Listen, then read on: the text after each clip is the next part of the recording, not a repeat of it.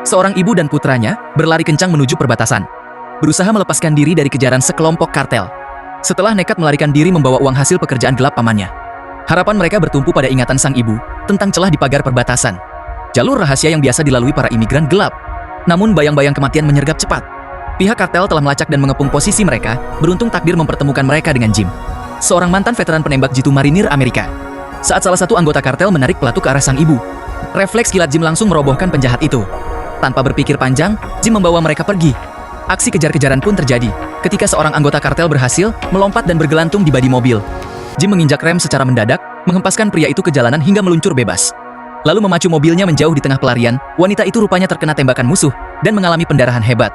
Di sisa nafasnya, wanita itu memohon agar Jim mau melindungi putranya. Tak lama kemudian, saat Jim membuka tas yang dibawa wanita tersebut, barulah ia menyadari penyebabnya.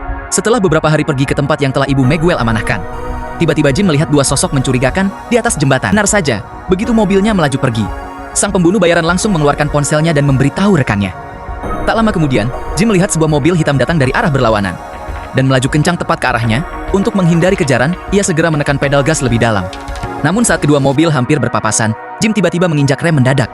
Pembunuh bayaran itu pun melaju melewatinya begitu saja. Tetapi bahaya belum berakhir ya. Tidak menyangka mesin mobilnya tiba-tiba mengeluarkan asap. Jika mobil kehilangan tenaga, hanya tinggal menunggu waktu sampai ia tertangkap. Beruntung Jim cepat memeriksa kondisi jalan dan menyadari tanjakan di belakangnya bisa menghalangi pandangan musuh. Ia pun segera menghentikan mobil secara melintang di tengah jalan, memasang senapan runduk di atas kap mobil, lalu memilih melawan secara langsung. Sebagai mantan penembak jitu, Jim berhasil menjatuhkan pengemudi hanya dengan satu tembakan. Namun yang tidak ia sadari, tembakan keduanya jauh lebih mematikan. Mobil itu langsung terbalik ke rerumputan begitu saja. Dalam situasi yang tampak mustahil untuk selamat, pembunuh bayaran itu ternyata masih hidup.